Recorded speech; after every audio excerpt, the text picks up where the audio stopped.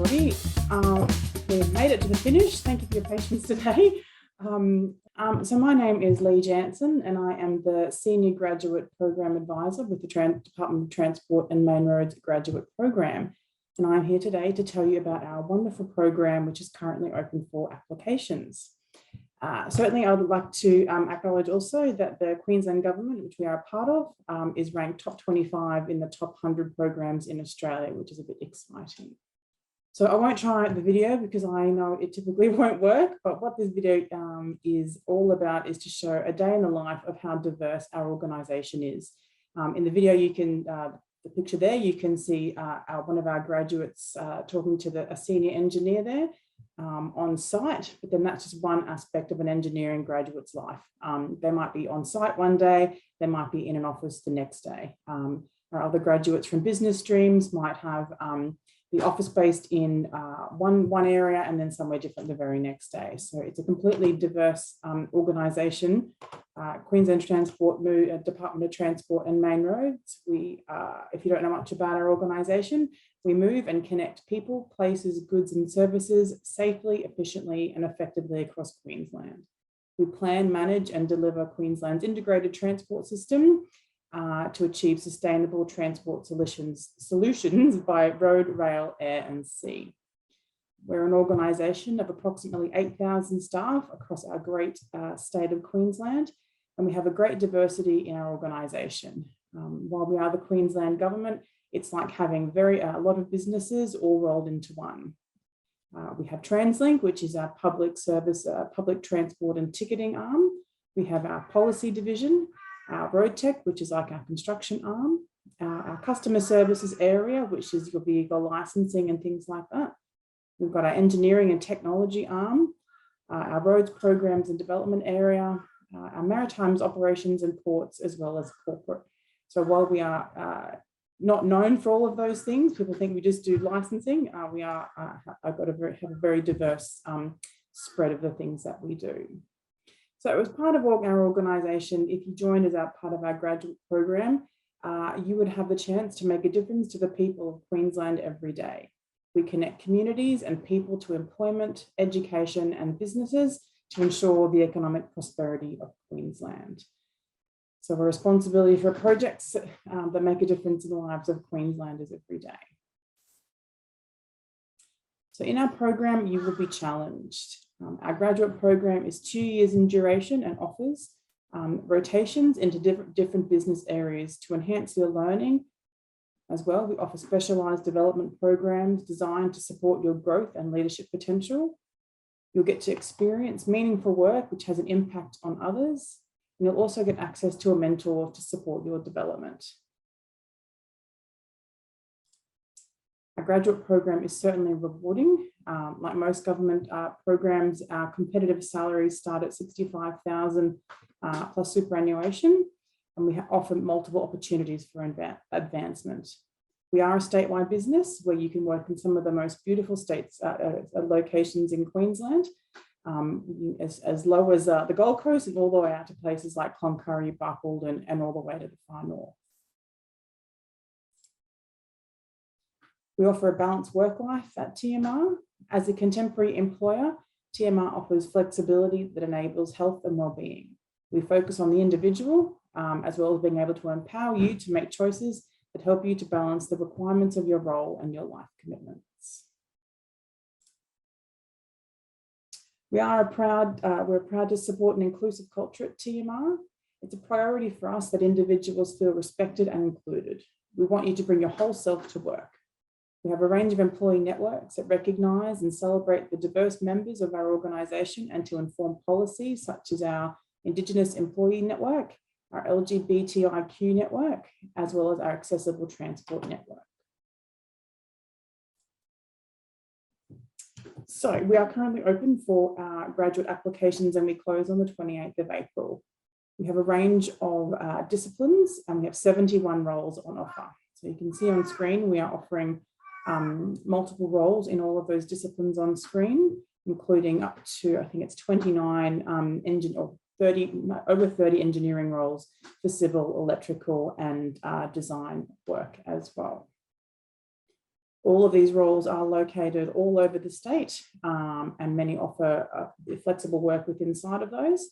You'll be offered rotations within those roles. So for example, if you're in one of our engineering positions, you might get to do a 12-month rotation in our road tech branch, but then you might get to do another 12 months in our engineering and technology branch. So there is opportunities galore. So applications are currently open. To be eligible, you must be an Australian or New Zealand citizen or permanent resident. And you can see where to apply there on our graduate website, which has got all the information you need. Just to recap, it's a 2-year graduate program with rotations into different business areas to enhance your learning. We have between 2 and 4 rotations depending on the role. We offer a specialised development program designed to support your growth and leadership potential. And we are remote and work from home friendly, subject to business requirements and the needs of your role. The roles can be quite diverse. So I've got some engineering examples of some of our graduates who, on one rotation, they were very site focused and delivering road projects as they were happening. And the next rotation was planning projects that are 5 years in advance. So we boast that we can give a really good example of what it's like to experience a full engineering life cycle for those graduates. And in some cases, relocation may be required. For example, we have had some Brisbane-based graduates who have wanted to relocate to our beautiful regional areas. So that's always a consideration. So as we are currently open for applications, our application process is as follows. If you fill in the online application found on our website, which I've pinned in there, you will then be invited to a predictive hire interview, which is a mobile optimized screening tool. So it will go through some eligibility and qualification checks for you. If you make it through to that stage, the next will be an online e-tray assessment, which is more behavioural-based analysis.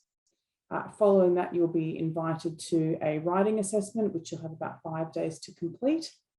And finally, you'll make it through, if you make it through those stages, you'll be invited to a virtual assessment centre where you'll participate in a group assessment and a face-to-face/virtual interview.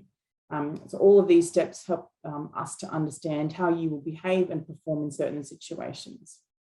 Then we'll ask for you to provide references for referee checks, and then the outcome of the recruitment process, we're hoping to communicate around July. But we are recruiting quite a few roles, so there can be delays. So we would just ask for patience during those times.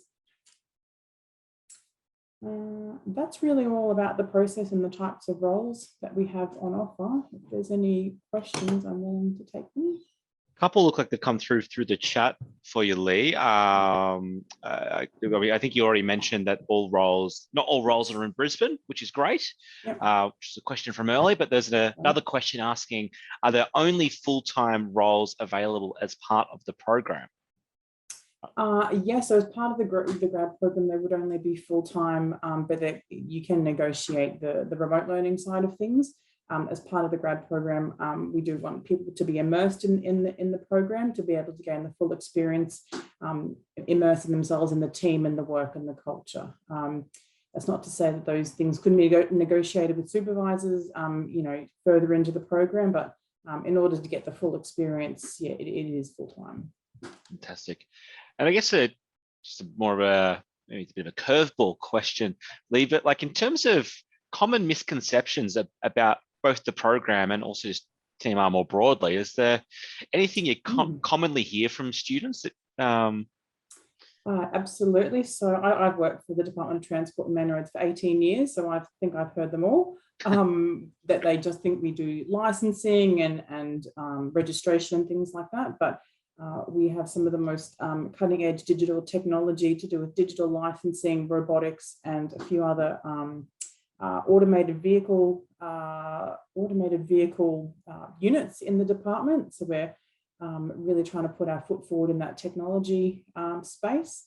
And the amount of the graduate feedback that we get about the diverse experience they've had just speaks volumes about what they thought they were going to get, this boring, stodgy government department, and they realised how modern and cutting edge some of the work we do is. So we have a really high retention rate while it is a temporary program. the retention rate is really high, and we do end up retaining quite a lot of our graduates at the end of the program. Fantastic. Again, maybe another curveball, but what's always good, I think, for a student to know is why does the department hire grads? Like, what's the importance that you place on grads internally? Absolutely. So graduates are absolutely adored in our department. They are the future of our organisation. We can't deliver on our gigantic roads programs and deliver things like the planning and infrastructure required for the Olympic Games, for example, without bringing in modern talent who are at the cutting edge of all the technology and contemporary things that we need to know. So graduates are absolutely vital to our ever-growing roads program delivery. Fantastic. Got another question here from the Q&A asking what opportunities there are to upskill at the department and through the graduate program. Absolutely. So over the course of the 2 years, graduates undertake what we call our learning huddles.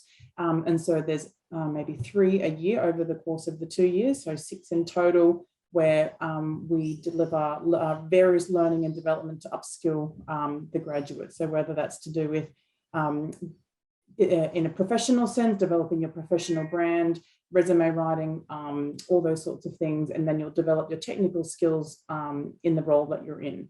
But there's absolutely plenty of opportunities to upskill, and we factor that into the program through these learning huddles. Fantastic.